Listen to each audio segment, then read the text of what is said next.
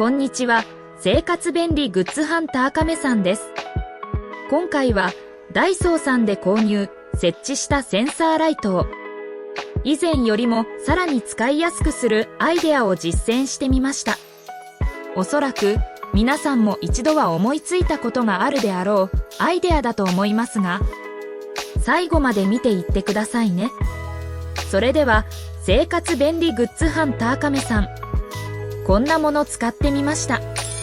チャンネルスタートです。以前センサーライトを設置した際は壁紙に養生テープを貼り、その上に粘着ゲル両面テープ、カエルグリップで固定していました。しかし乾電池交換の際にセンサーライトを取り外すと両面テープも一緒に剥がれてしまい、少し不便に感じていました。不便は改善しなければ。そこで今回、磁石用ステンレス補助プレート110円と超強力マグネット4個入り 13mm110 円、そしてセンサーライトに付属していた 3M の両面テープを使ってマグネット式に改良してみました。作業手順は以下のようになります。1、壁に養生テープを貼ります。これで壁側の準備は OK です。2、センサーライト背面、電池ボックスの蓋部分に付属していた 3M の両面テープを貼ります。3、両面テープの幅は約 20mm と約 30mm、超強力マグネットは直径約 13mm なので、貼り付けた両面テープの上に超強力マグネットが2個並べて貼れます。4、強力マグネットの上に磁石用ステンレス補助プレートをくっつけます。5、磁石用ステンレス補助プレートの接着面のシートを剥がし、センサーライト中白色を壁に貼り付けた養生テープ部分に押し付け、磁石用ステンレス補助プレートをしっかり養生テープに貼り付けます。この手順を3回繰り返すと設置場所は変化していないのに、あらまあどうでしょう、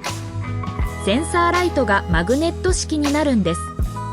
養生テープに磁石用ステンレス補助プレートを貼り付ける際、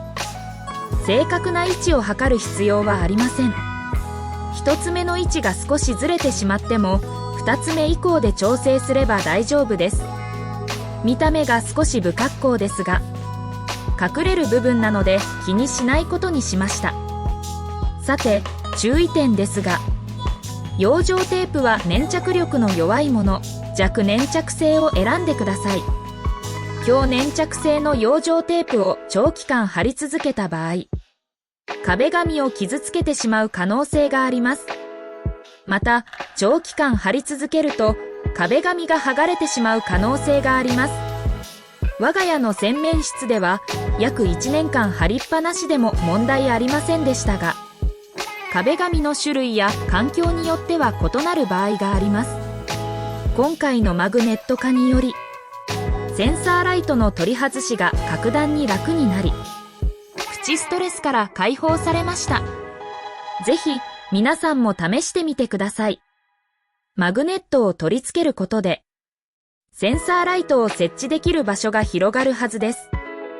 そして快適な生活へ一歩近づくことになるんです。以上で今回の動画は終了となります。